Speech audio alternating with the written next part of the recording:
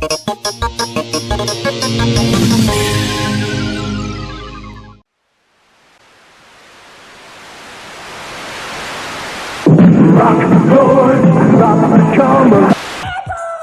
fun for everyone. Sold Leonardo, the katana blade. My God. Attack the evil Inhumanoid, forcing him back into the earth. Hey, the name's Boglins. You sold separately. We battle our Hino and Skeletor each sold separately. You put them out together. Turn them into the light, and they change into even more powerful. Battle against Lion-O and the new Thundercat ally.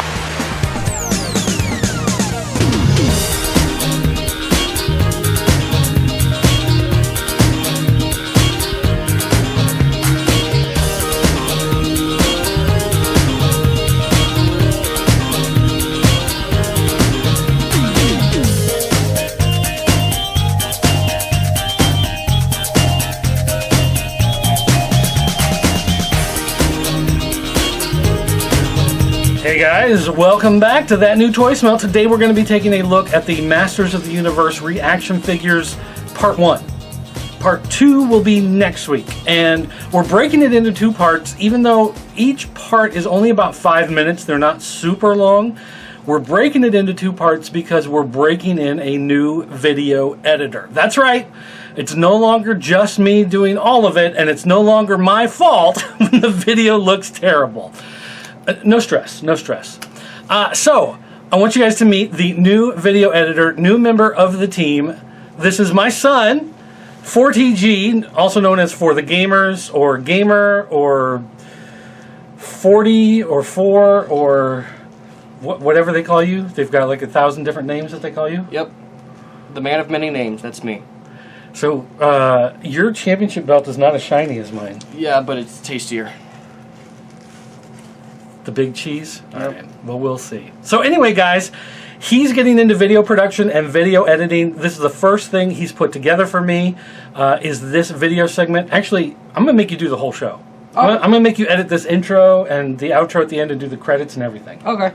So this entire show is his fault if it turns out badly. Yep. So anything constructive you want to throw in there, any tips or hints, anything that you think, you know, could be done a little better differently, but also talking about the ReAction figures here, we're going through all the history. We go through from their first look as prototypes in 2013 all the way through to 2017 in this one, I think, in part 1 here. And I tried to keep everything as chronological as I could, but of course there are things that are like announced, and then they announce something else, and then something releases, and when it releases with something else. So it's being announced at that point, which makes everything kind of weird. So I broke it down as best I could for everyone to follow. We'll see how well it turns out. But hopefully you guys like the look at this, and hopefully you didn't mess it up too badly. Well, did you just knock off my belt? You can't do that to the champ. All right, guys, let's check out the video. In 2013, Super 7 released the original line of ReAction figures based on prototypes of an alien line of action figures designed in 1979 by the Kenner Toy Company. After striking a deal with Funko to use Funko's better production and distribution resources, the ReAction line exploded to just about every franchise and license that they could get their hands on. Much like how Funko's own line of Pops now come in every flavor of the rainbow. While the figures do evoke a nice sense of nostalgia, fitting in nicely with other 3 3/4 inch figures like Star Wars and G.I. Joe, the sculpts sometimes leave a little something to be desired. Like this. What is this? This face is supposed to be Arnold Schwarzenegger? He looks more like the guy who gets wasted by the T-1000 in Terminator 2 in that hallway scene. But when Super 7 got that Masters of the Universe license, you knew it wouldn't be long until the He-Mans started getting a reaction. San Diego Comic-Con 2015 marked the debut of the prototype set from Super 7. They were cast in simple yet character-appropriate colors and retained the basic 3 3/4 inch look. Fans were divided. These look too different. I'm a 70s kid, so I can't wait for these. I'm just not excited for these. Maybe if they were painted? I think they look cool. I'm not buying these.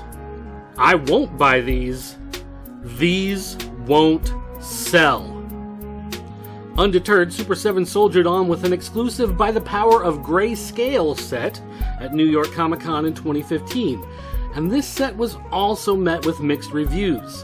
While the figures weren't terribly exciting, they were sold at the standard price of $15 each, which made it easier for fans to justify buying them. Wave 1 finally got a full-color release in May of 2016. They were the same 4 figures everyone had been seeing for almost a year already, but now they had official packaging and full paint applications. Seeing them in all of their glory was exciting, and here's where I became a believer. Convention exclusives are one thing, but this makes it a real product that I can buy.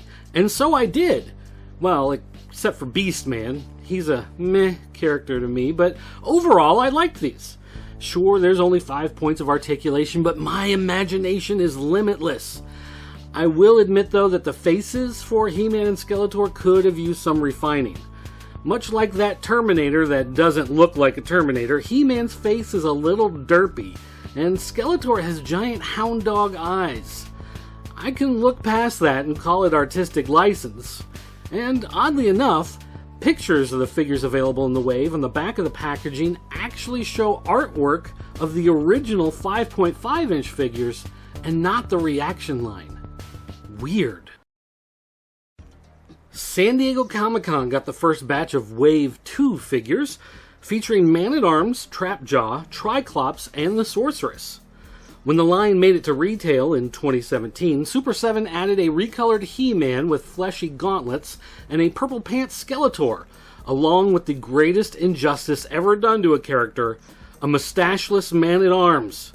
Now look, I know that the original figure never had a mustache, but we've all accepted the Magnum P.I. lip rug on his ugly mug, and that's always how it should be. But later, in 2016, we got the Temple of Darkness Sorceress figure based on her appearance in that mini-comic. It was just a redeco of the Wave 2 figure, but I think the all-white design and lighter skin tone made her look more like B. Arthur than the Guardian of Castle Grayskull. And in 2017, we finally got Wave 3, which brought us the battle armor versions of He-Man and Skeletor, Cobra Khan, Zodak, Tila, and Stratos. I found that the battle armor Skeletor has a slightly smoother head, but both characters retain their Wave 2 recoloring. Now, the battle armor gimmick is supposed to show the damage that takes place during battle. More discs, but look, they're gone! And this gimmick is always getting shortchanged somehow in every Masters of the Universe remake. But it makes sense here. These are small, thin, short figures. You can't fit the components in there to make it work. So while it would have been nice to get the gimmick working here, I knew it wasn't going to happen, and I'm fine with it. Besides, it's not like they're going to sell another version with the fake damage painted on, right? Oh. Well, San Diego Comic-Con 2017 got a recolored Trapjaw with Jester pants and a carrying case with an exclusive merman. Now, I like the carrying case idea. It looks like the figure carrying cases I had as a kid, but it was $45. I can't. $45? Seriously? All right, so I hope you guys enjoyed the video. I hope it wasn't as bad as you thought it was going to be. It is, though. Are you sure? Yeah. You think it's terrible? Yeah. No. Trust me on this. These people are going to love it, because we did this video as Masters of the Universe because these guys flip out over Masters of the Universe stuff. So it doesn't matter if it's really any good, they're going to love it. So trust me, I've got these people in the palm of my hand. All right, good. Everybody out there. So, but this is the first time that you've played with these. Yep. He actually filmed all the clips, so everything in the photo tent, all of that stuff was 100% him filming all that. That's why it's all so shaky and terrible and bad. But that also gave you a chance to play with them. Those were his hands, bringing them together and everything. And so these figures are obviously different from the ones that you usually get, your age. Yep. Very, very different from your Fortnite figures and things like that. But what did you think of these? Well, they definitely don't have enough movement as I'm used to, because normally with toys that I like to use and position, they can normally go like this and all around. It's the articulation. Yeah. So they only had 5 points of articulation. Yep. There was one for each leg, each arm, and then the neck. Mm-hmm. Yeah. But there were no elbows, no wrists, no knees, no feet, no waist, no mid-chest. Those are the ones that you usually find in a lot of modern action figures. These are just more for just put on a shelf and look at. You don't really position it. But that was the retro. That was the style of action figures when I was a kid. I mean, so sorry. Most action figures only had 5. If you were lucky, maybe they had 6 with the waist moving. But otherwise, that was it. That's all you had. That's all you had to work with. I'm so sorry. Your childhood must have sucked. No, it was great. Somehow, maybe, I don't know. Now I'm kind of questioning. You made it this far, so maybe it was terrible, and I've just put it out of my head. But these figures also, a lot of them tend to go for about $10. Sometimes 15, but a lot of the ones that were more massive, more mass-produced, and made it into like normal stores would go for about $10, which is a lot different than paying the $20 you would pay for, like a highly articulated Fortnite character. True. Is it worth paying more, or is it nice to pay less, have a character you like, but it just isn't? It doesn't have as much articulation. It really depends what you want to do with it. If you want to build like a scene with them, like what I like to do, you should probably go for the more articulated ones. But if you just want to put it on the shelf, look at it, even leave it in the box, you'd probably go for one of the cheaper ones. Okay, that's fair. I don't know what's going on. What do you mean you don't know what's going on? I just told you. We just had a 5-minute conversation off camera. Yeah. You know exactly what's going on. It's mail call time. We're going to talk about some of your comments from last week's episode. So, last week, of course, I talked about the 10 worst Masters of the Universe figures. Which I definitely saw. Which, obviously, because you're a big fan. Mm-hmm, yes. So, Limit got me. I've heard about He-Man before. I didn't put my contacts on, so I have to get my glasses so I can read these. Mm-hmm. All right, so first, I talked about Blast Attack. Blast Attack was a figure. He was designed to be basically a human bomb. Ooh! So he was this figure that it had like this tube that you could attach to him, and you would press the button, it would fill up with air, and he would pop and explode. And so the idea was he would jump into a crowd of enemies and explode. And I said, that's basically a terrorist. Yeah. that's a suicide bomber. Yeah, I don't like this. So anyway, we got a comment here from Mike Smith. Said, I always told my mom I wanted the terrorist figures when I was a kid. Which, I mean, that makes sense. Well, did you ever get them? No, I would never. Well, I would get villains, but there weren't actually a lot of terrorist figures that were made. So I wonder why. So I could never. I guess I didn't know all the toy lines that had terrorist figures. Yeah. That was the thing. So maybe that's something we could do. The top 10 terrorist action figures. Something we could do in an upcoming episode. Although I'm going to need some help from people who collected those figures. And also probably not Google them. Oh yeah, no, never Google. Never Google. It's got to be stuff that you know off the top of your head. Let's see.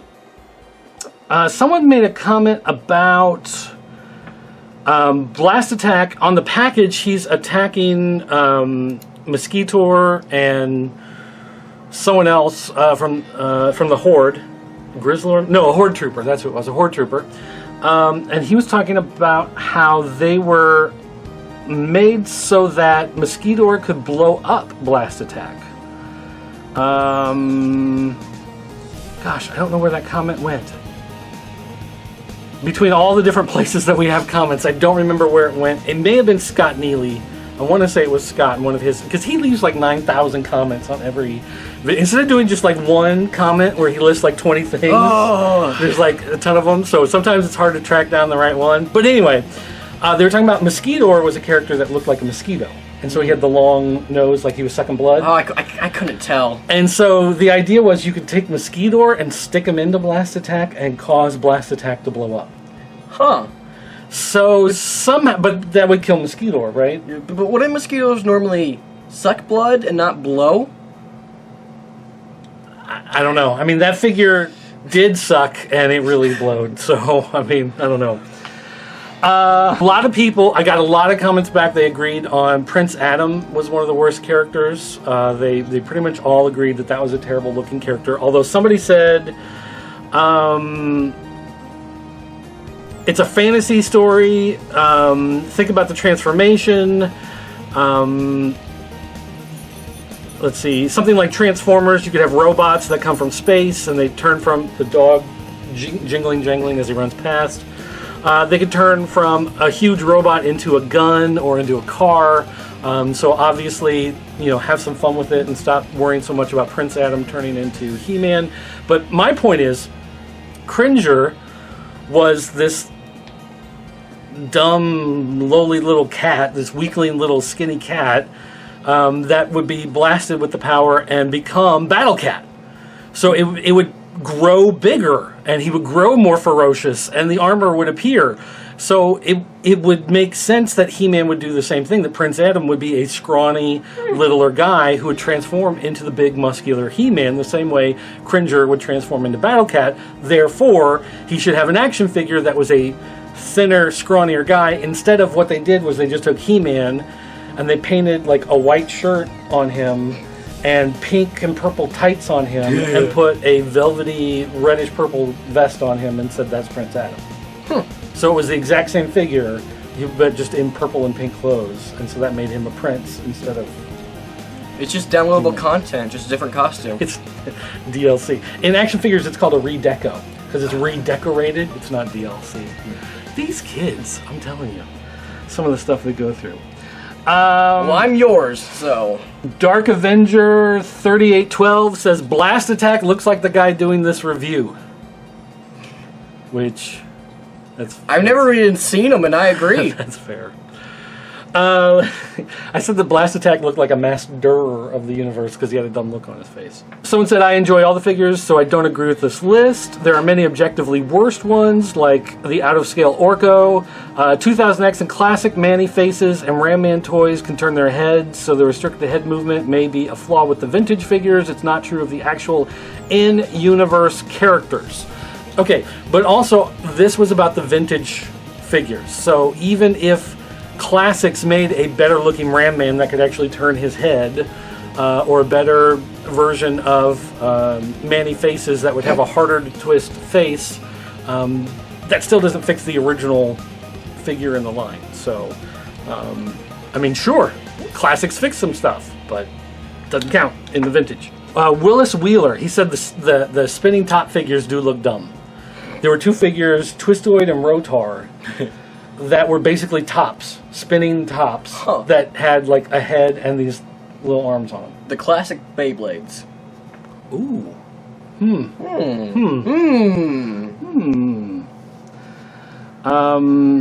Portal 2099 talked about how they reused a lot of the same parts over and over again, and that's something that he never really liked about all of that. But a lot of guys wanted to stand up for Manny faces. Samuel Murdoch, he said, I know this was tongue-in-cheek, this made me smile a few times by watching it, but Manny Faces is a beloved character, he's iconic. He said Stinker is also one of his favorite characters, but Todd Clorox joined the forums, or joined the Facebook group just so he could post, okay, first of all, don't talk about my boy Manny Faces like that. Second of all, don't talk about Fight Club. And third, don't talk about my boy Manny Faces that way. So Todd Clorox, he really wants to stand up for Manny Faces. A trooper. He's I really don't want to mess with Manny Faces, I guess. Oh, Meteorbs. A lot of you didn't like Meteorbs. You agreed that they looked dumb. They were from a totally different toy line. They were eggs. They shaped like eggs. And the toy line was a Japanese toy line. Okay. You took the egg shapes and you turned them, transformed them like Transformers, and they would become cheetahs or gorillas or people or whatever.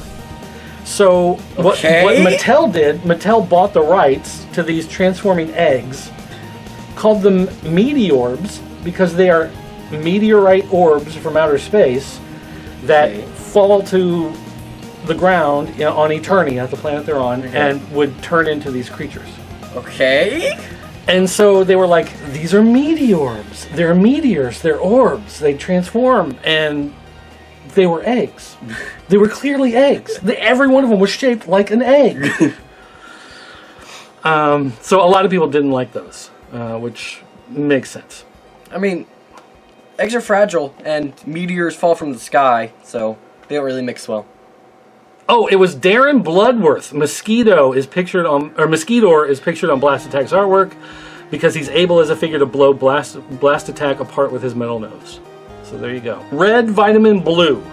Red Vitamin Blue had the comment on point here. He said, for me, Masters of the Universe is a bit like the Beatles. There aren't any bad Beatles albums, but any ranking of Beatles albums would mean that there are some that are going to be on top. So to say that there's a line of worst, you know, yes, there's going to be a line of worst, but to him, none of them are bad, necessarily. Yeah. He goes, but with that being said, I am okay with this video. Carry on. So I'm glad I have your approval to continue.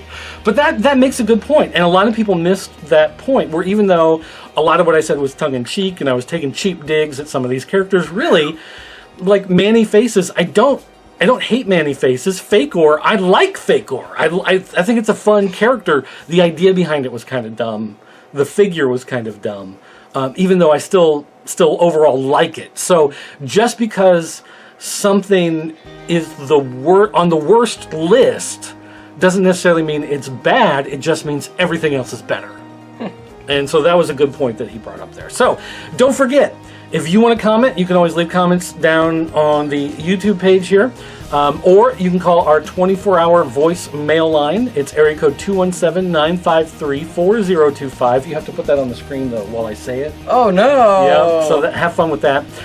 You can also leave me an email, dirt@popculturenetwork.com or dirt@thepopc.net. You don't have to write those on the screen. Yeah. People should know them by now, but that phone number you're going to have to do. You can also go to bit.ly.com, no, not bit.ly, tinyurl.com/PCN group to find our Facebook group, and I will put a link to that in the description. Will the link to my YouTube channel be in the description as well, because I edited this video so very well? Well, I guess that depends on how you edit it. Does that phone number appear on the screen when I mentioned it a couple minutes ago? No. Then it's not going in the description. All right. But if you put it on the screen a minute ago when I say it, then it will be in the description. All right. Okay. We'll see. So, your channel, you do like a lot of video game videos.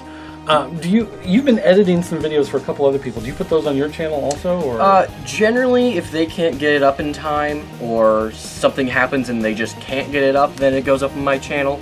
But yes, I have been editing for a few other people as well. He just said if something happens and they can't get it up.